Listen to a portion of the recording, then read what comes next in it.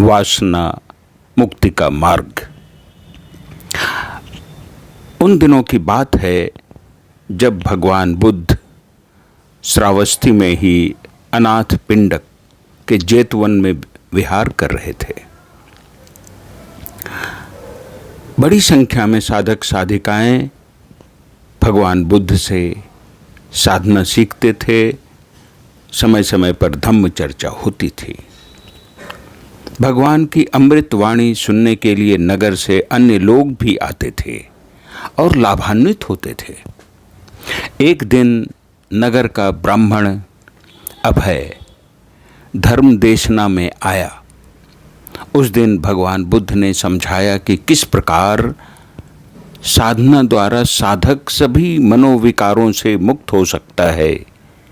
गृहस्थ अभय काम वासना के विकार से बहुत व्यथित रहता था। वह चाहता था किसी प्रकार उससे छुटकारा पाए, परंतु अनेक उपाय आजमाने पर भी उसे सफलता नहीं मिल रही थी। भगवान बुद्ध की वाणी में उसे आशा की झलक दिखाई दी।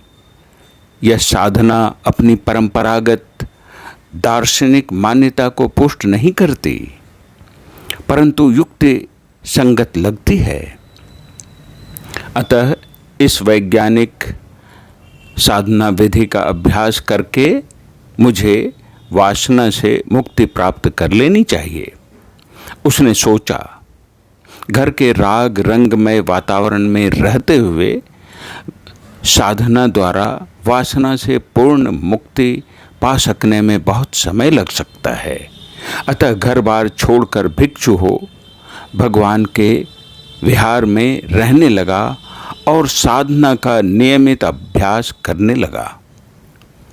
साधना से उसे अनेक प्रकार के लाभ हुए। विकारों का शमन हुआ। उसे लगा कि उसकी काम वासना भी दूर हो गई है, परंतु अभी अनुशय क्लेश के रूप में वासना के पूर्व संस्कार अंतर्मन की गहराइयों में भवंग अवस्था में सोए पड़े थे। उनकी न उदीरना हो पाई थी और न ही निर्जरा। भिक्षु अभय प्रतिदिन भिक्षाटन के लिए नगर में जाता। भिक्षु नियमों के अनुसार हमेशा नजर नीची किए हुए भिक्षा लेता और विहार लौटकर आहार ग्रहण करता और ध्यान साधना में रत हो जाता। एक दिन भिक्षाटन के समय किसी घर के सामने नीची नजर किए हुए भिक्षा पात्र में भिक्षा ग्रहण कर रहा था।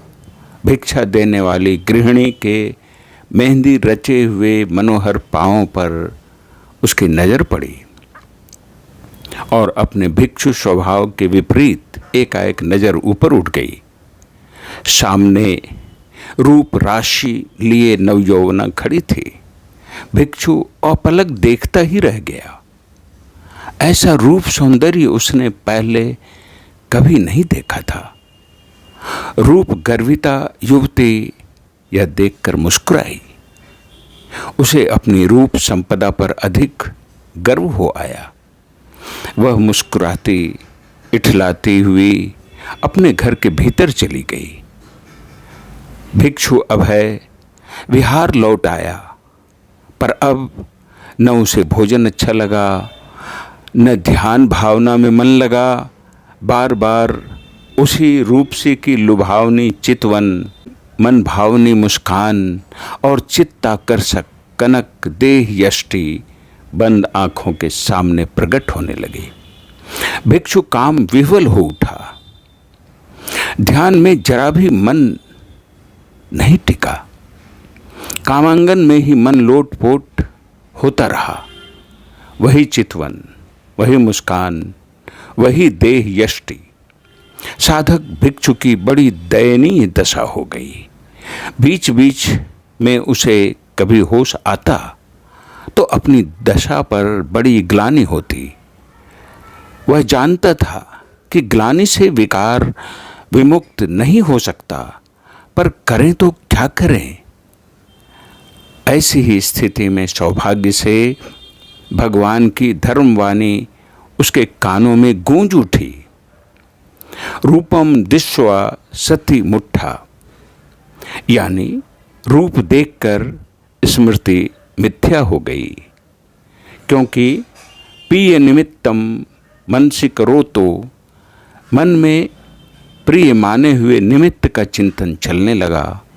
ऐसी अवस्था में सारथ चित्तो वेदेत चित्त, शरीर पर होने वाली संवेदनाओं को महसूस तो करता है, पर उन्हें प्रिय मानकर राग रंजित हो उठा है और तंच अज्झोस तिष्ठति, उसी में डूबकर रह जाता है।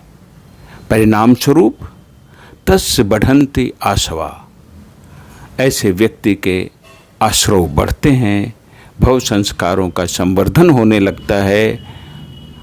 और ऐसे भव संस्कारों का जो कि भव मूलोप गामिनो, भव मूल या भवंग की ओर, अचेतन चित्त की ओर बैठते और संग्रहित होते रहते हैं।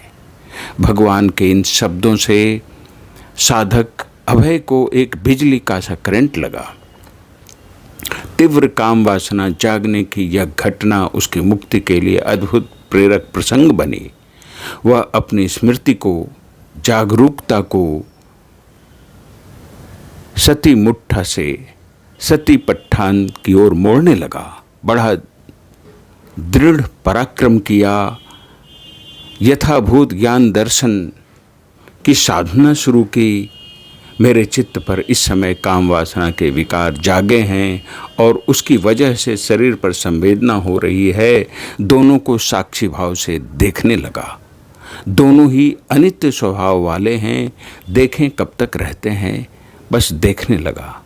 उन्हें दूर करने का उपक्रम बंद कर दिया और ध्यान साधना अपना काम करने लगी।